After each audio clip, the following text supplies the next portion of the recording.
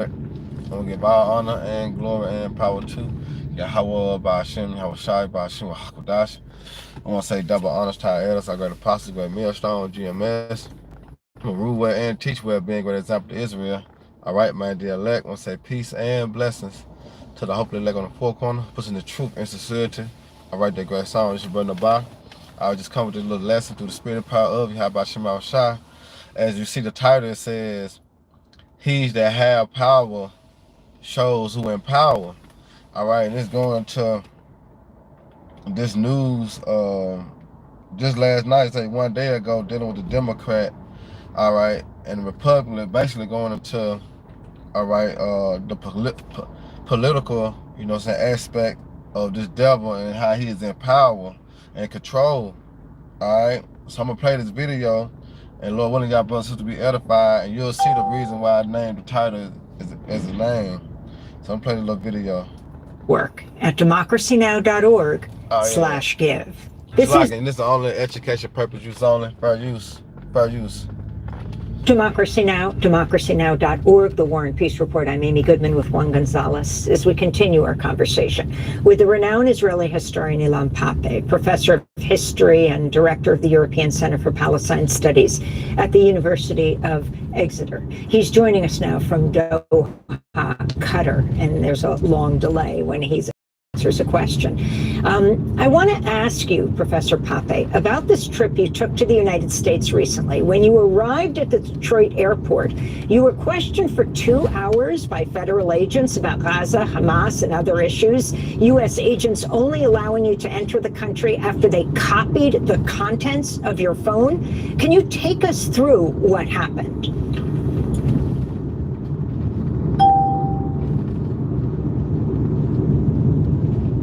Yes, I will do that, Amy. But if I may, and I think it connects to our previous conversation, I just want to say that there's something bigger here than just the question of the ICC and Israel abiding or not abiding by it. I think that's a moment of truth for the international tribunals such as the ICC and the ICJ, because they would face governments that would not probably implement the rulings, because Israel still has very strong allies. And I think the rest of the world, especially the global south, would watch. Yeah, I heard that. It said Israel has still very strong allies.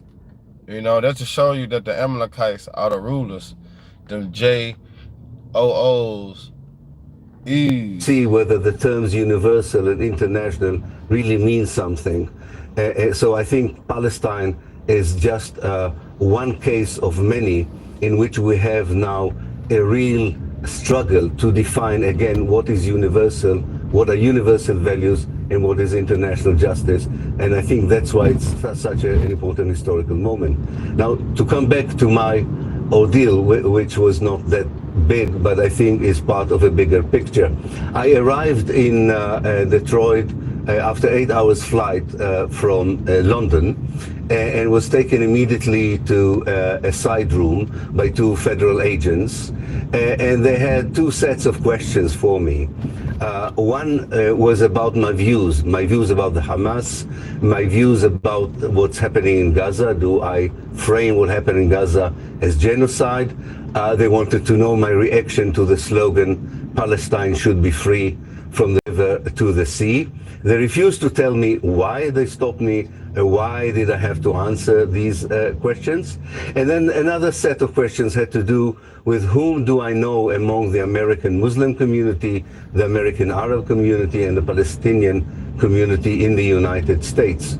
And that was followed by taking my phone for a long period, copying everything in it, and making me wait another time for phone conversations before letting me into the country. See, who had the power to do that? All right, as he was being apprehended, so to speak, you know, by 2 federal agents, which is what Esau Edom. All right, because he had the power, all right, to allow to be brought in and not brought in. See, I got a precept, you know, I want to bring out, because when you go into that word genocide, all right, it means, because he was questioning about that, on his thoughts of Israel against the Palestinians is genocide. So when you go into genocide, it says genocide. Genocide. Where it says to deliberate killing of a large number of people from a particular nation or ethnic group, which aim of destroying that nation or group. All right, and you see what's going on when you're dealing with the small heads, all right, and the Palestinians, all right, the war in Gaza, all right, and guess what? It is genocide, but in order for him, all right, to come over, like I'm gonna play a little bit more of the video, he didn't want to answer the question. And he said he'll answer it once he get to one of his spots, all right, that he gotta do a conference, all right. So let me play a little more of that video and then get back to my precept.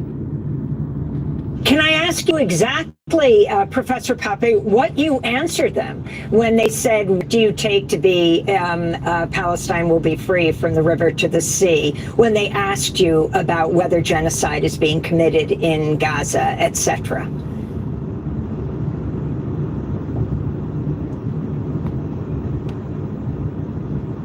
Yes. Well, to the questions of do I define the Hamas as a terrorist organization, to that I refuse to answer that question, and I suggested to them that they should go and listen to my talks in the Michigan area where I will discuss this issue. As for the question of genocide, I laconically said that yes, I do frame the Israeli actions in Gaza as genocide, but again, I suggested that if they want a more detailed analysis of why do I frame it like this, they are most welcome both to read my articles and to come to the lectures in the Michigan area. As for the question, how do I respond to the slogan, Palestine should be free from the river to the sea, I said that everywhere where there is a river and there is a sea and people living between them, they should be free. Which was a moment a bit ironical or comical when one of them tried to show me his geographical knowledge, and he said, so what about Saudi Arabia? So I corrected my phrase and I said, well, anywhere where there are countries between two sources of water, people should be free, which seemed to satisfy them at that particular moment. I have to say they were polite. I don't want to describe it as an ordeal. They were polite, but what really bothers me is why at all do they have the right to ask me, and what was the real subtext for this whole affair? And I have my own understanding. You know why? Because they the power there be. You know, they is the power. That's to show you that the one in power shows you he have power. All right, and I'm gonna get into that. This is Micah 2:1. It says, woe to them that devise iniquity and work evil upon their beds. When the morning is light, they practice it because it's in the power of their hands. And what you can see, we ready to go. We ready to go. So like, and what you see, what's going on right now. I don't have the all whole right, so like it's dealing with. You see what's going on right now, dealing with. All right, Israel. You know what they got going on in Gaza. All right, it shows you who in power. You see, because this is conversations, all right, gatherings that they have among themselves, all right. But guess what? It said when the morning is light, they practice it because it's in the power of their hand. And guess what? By the force that he used, which is his blessing, this sword, he go throughout the what? The whole country, the whole world, all right. As when you go on to verse 2. It says that they covet fields and take them by violence. All right, because this whole war is basically going to, all right, the part of the sea, which I think is the Mediterranean Sea. All right, but it's more to that.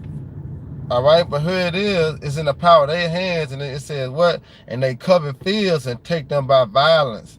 All right, and we understand that the so-called white man, he all about violence. With that sword, he was able to what? To conquer and destroy. What? To this day. And it says, and houses and take them away.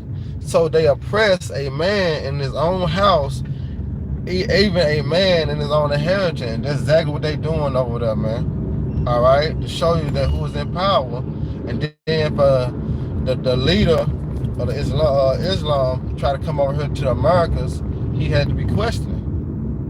You know, to show you who is in power. Alright, so Lord willing, that's it. Lord willing, y'all brothers up to edified. It's just to show you who's in power. Shalom, Baba Baba, Barakah.